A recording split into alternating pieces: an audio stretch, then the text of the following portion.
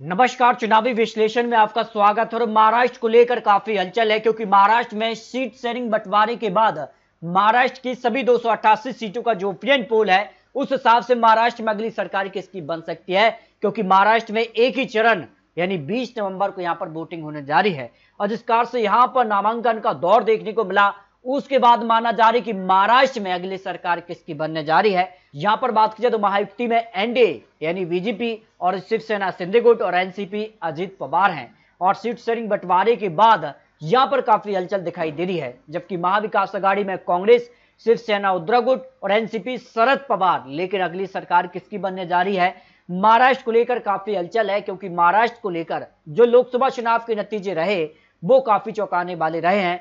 क्योंकि अगर बात की जाए लोकसभा चुनाव में किसे बढ़त देखने को मिली, देखिए अगर बात की जाए लोकसभा चुनाव में महाविकास आघाड़ी ने 151 सीटों पर बढ़त हासिल की थी, जबकि महायुति एनडीए को 127 सीटें, जिसमें कांग्रेस को 63 सीटें, महाविकास आघाड़ी में शिवसेना उद्धव गुट को 56 और एनसीपी शरद पवार को 32 सीटों पर बढ़त देखने को मिली थी। जबकि भारतीय जनता पार्टी सबसे ज्यादा 83 सीटें, शिवसेना शिंदे गुट 38, एनसीपी अजित गुट को 6 विधानसभा सीटों पर बढ़त देखने को मिली थी। और इसी यहाँ पर जो आंकड़े हैं उस आधार पर अपने अपने जीत के दावे किए जा रहे हैं। लेकिन 2019 में मामला उलट था क्योंकि शिवसेना भारतीय जनता पार्टी के साथ मिलकर चुनाव लड़ी थी, जबकि एनसीपी और कांग्रेस यहां पर साथ मिलकर लड़ी थी। लेकिन शिवसेना दो धड़ में टूटी और एनसीपी भी दो धड़ में, एक धड़ यहां भारतीय जनता पार्टी और एक सीट जो है कांग्रेस के साथ यहां पर दिखाई दे रहा है। तो किसका पलड़ा भारी है, क्योंकि कई बड़ी योजनाएं महाराष्ट्र में आई हैं। इन योजनाओं के दम पर क्या भारतीय जनता पार्टी हरियाणा की तर्ज पर महाराष्ट्र में सरकार बनाने जा रही है, क्योंकि महाराष्ट्र में अगला मुख्यमंत्री कौन हो सकता है यह भी काफी बड़ा सवाल है। और इसको लेकर काफी हलचल दिखाई दे रही है क्योंकि लोकसभा चुनाव में इन 48 सीटों में से यहां पर बात की जाए तो यहां पर इंडिया गठबंधन ने 30 लोकसभा सीटें, जबकि एनडीए ने 17 लोकसभा सीटें हासिल की हैं। और इसके बाद महाराष्ट्र का माहौल कितना बदलता नजर आ रहा है। तो महाराष्ट्र में अगर बात की जाए तो अगली सरकार किसकी बन सकती है, इसको लेकर सभी 288 सीटों का ओपिनियन पोल भी सामने आ चुका है। तो बात कर लेते हैं महाराष्ट्र को लेकर जलगांव की 11 विधानसभा सीटों को लेकर, जिसमें एनडीए को 5 सीट तो इंडिया गठबंधन का 6 विधानसभा सीटों पर पलड़ा भारी नजर आ रहा है। यवतमाल की 8 विधानसभा सीटों की बात की जाए तो एनडीए को 3 सीटें तो इंडिया गठबंधन का 5 विधानसभा सीटों पर पलड़ा यहां पर भारी नजर आ रहा है। परभणी की 4 विधानसभा सीटों की बात की जाए तो एनडीए को 2 सीटें, 2 सीटों पर ही इंडिया गठबंधन के बीच एक कांटे की टक्कर यहां देखने को मिल रही है। जलाना की 5 विधानसभा सीटों की भी बात की जाए तो यहां पर एनडीए को 3 सीटें, इंडिया गठबंधन को 2 विधानसभा सीटों पर जीत का अनुमान यहां पर सामने आ रहा है। यानी महाराष्ट्र में काफी हलचल है। महाराष्ट्र में अगली सरकार किसकी बनने जा रही है, एनडीए फिर इंडिया गठबंधन, ये काफी महत्वपूर्ण हो जाता है। यहां पर बात की जाए नंदुरबार की 4 विधानसभा सीटों को लेकर तो यहां एनडीए को 2 सीटें, इंडिया गठबंधन को भी 2 सीटें और नागपुर की 10 विधानसभा सीटों में से एनडीए को 6 सीट तो इंडिया गठबंधन का 4 विधानसभा सीटों पर पलड़ा भारी नजर आ रहा है। यानी नागपुर में एनडीए यानी भारतीय जनता पार्टी महायुति का पलड़ा यहां पर भारी नजर आ रहा है, जो आंकड़े सामने आ रहे हैं। बात की जाए बारासिंह जिले की 8 विधानसभा सीटों को लेकर जो ओपिनियन पोल है उसमें एनडीए को 3 सीटें, इंडिया गठबंधन का 5 विधानसभा सीटों पर पलड़ा भारी है। वर्धा की 4 में से एनडीए को 2 सीटें और 2 सीटों पर ही इंडिया गठबंधन के बीच कांटे की टक्कर यहां देखने को मिल सकती है। जिस कार का माहौल है, जिस कार की हलचल महाराष्ट्र में देखने को मिल रही है, क्योंकि चुनावी प्रचार शुरू हो चुके हैं और अपने अपने जीत के दावे किए जा रहे हैं। लेकिन जिस कार से टिकट बंटवारा हुआ है उसके बाद जो खलबली है उसके बाद महाराष्ट्र में खेला क्या होने जा रहा है, इसको लेकर बात किया। भंडारा के 3 में से 1 सीट एनडीए और 2 सीटों पर इंडिया गठबंधन का पलड़ा भारी नजर आ रहा है। सांगली की 5 में से एनडीए को 2 सीटें और इंडिया गठबंधन को 3 सीटों पर जीत का अनुमान सामने आ रहा है। अब तक महाराष्ट्र को लेकर बात किया तो 62 सीटों का जो ओपिनियन पोल सामने आ रहा है उसमें एनडीए को 29 सीटें, इंडिया गठबंधन का 33 सीटें, अन्य के पक्ष में भी कुछ सीटें जा सकती हैं, क्योंकि यहां पर बीएसपी, एमएनएस और अन्य जो क्षेत्रीय पार्टी है उन्होंने अलग से चुनावी मैदान में यहां पर ताल ठोकी है। तो वो किसका खेल बिगाड़ेंगे ये काफी महत्वपूर्ण हो जाता है। अमरावती के 8 विधानसभा सीटों में से एनडीए को 3 सीटें, इंडिया गठबंधन का 5 विधानसभा सीटों पर पलड़ा भारी है। तो गोंदिया की 4 में से एनडीए को 2 सीटें और 2 सीटों पर ही इंडिया गठबंधन के बीच कांटे की टक्कर यहां पर देखने को मिल सकती है, जिस कार के आंकड़े यहां पर महाराष्ट्र को लेकर सामने आ रहे हैं। बात की जाए अकोला की 5 में से 3 पर एनडीए और 2 पर इंडिया गठबंधन के बीच कांटे की टक्कर यहां देखने को मिल रही है। वहीं नांदेड़ की बात की जाए 4 में से एनडीए को 2 सीटें, इंडिया गठबंधन को 1 सीट और 1 सीट अन्य के पक्ष में जाने की संभावना महाराष्ट्र को लेकर सामने आ रही है। इसके अगर बात किया कोल्हापुर की 10 में से एनडीए को 4 सीटें, इंडिया गठबंधन का 6 विधानसभा सीटों पर पलड़ा भारी है।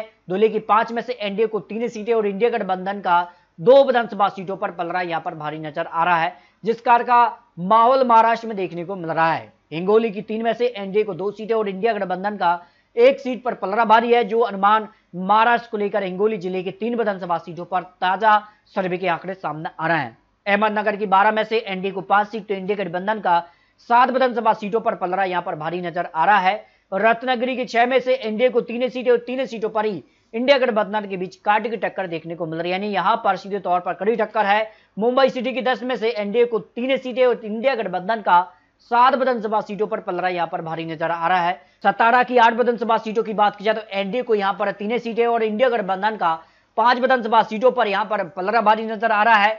जबकि नासिक की 15 विधानसभा सीटों में से एनडीए को 8 सीट और इंडिया गठबंधन का 7 विधानसभा सीटों पर पलड़ा यहां पर भारी नजर आ रहा है। मुंबई उपनगर की 26 में से एनडीए को 10 सीटें और इंडिया गठबंधन यहां बाजी मारती नजर आ रही है। 15 विधानसभा सीटों को लेकर आने के पक्ष में 1 सीट की संभावना दिखाई दे रही है। पुणे की 21 में से एनडीए को 9 सीटें तो इंडिया गठबंधन का या 11 सीट आने के पक्ष में 1 सीट का अनुमान सामने आ रहा है। महाराष्ट्र को लेकर अब तक 199 सीटों का जो ओपिनियन पोल है उसमें एनडीए करीब 90 सीट तो इंडिया गठबंधन करीब 100 सीट आने के पक्ष में 3 से 5 सीटों का अनुमान यहां पर सामने आ रहा है। यानी महाराष्ट्र में हर एक जिले में कांटे की टक्कर यहां पर देखने को मिल रही है। गढ़चिरौली की 3 में से एनडीए को 2 सीट तो इंडिया गठबंधन का 1 सीट पर पलड़ा भारी है। सोलापुर की 8 में से एनडीए को 4 सीट तो 4 सीट पर ही इंडिया गठबंधन के बीच कांटे की टक्कर देखने को मिल रही है। यहां पर बात की जाए ठाणे की 14 सीटों में से एनडीए को 8 सीट तो इंडिया गठबंधन का 5 सीटों पर पलड़ा भारी है। अन्य के पक्ष में 1 सीट की संभावना दिखाई दे रही है। बुल्ढाना की 7 में से एनडीए को 3 सीट तो इंडिया गठबंधन का 4 विधानसभा सीटों पर यहां पर पलड़ा भारी नजर आ रहा है। जो लेटेस्ट आंकड़े महाराष्ट्र को लेकर सामने आ रहा है, इसके अगर बात की जाए तो यहां पर काफी हलचल है। औरंगाबाद की 15 सीटों में से एनडीए को 8 सीट तो इंडिया गठबंधन का 6 विधानसभा सीटों पर पलड़ा भारी है।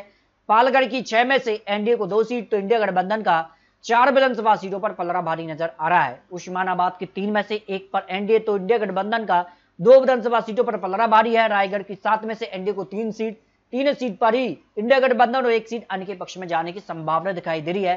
यानी महाराष्ट्र में हर एक जिले में कांटे की टक्कर देखने को मिल रही है। कौन यहां पर कितनी सीटों पर बाजी मारेगा ये काफी महत्वपूर्ण हो जाता है।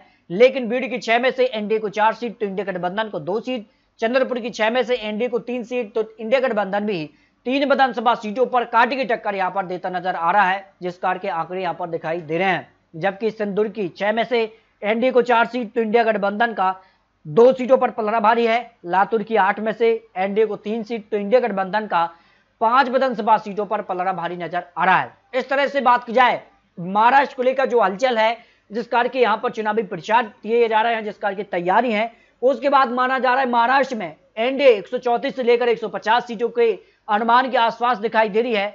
जबकि इंडिया गठबंधन 140 से लेकर 150 सीटों के अनुमान है। अन्य के पक्ष में 6 से 10 सीटों का अनुमान सामने आ रहा है।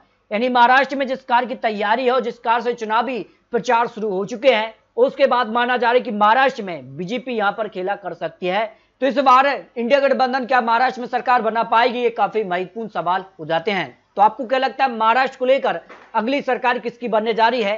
क्योंकि ये तो चुनावी आंकड़े, चुनावी अनुमान है। 20 नवंबर को जनता तय करेगी महाराष्ट्र में अगली सरकार किससे बनने जा रही है। तो आपको क्या लगता है, फिर रख सकते हैं। मिलते हैं और लेटेस्ट और महत्वपूर्ण विश्लेषण के साथ। तब तक के लिए जय हिंद, जय भारत।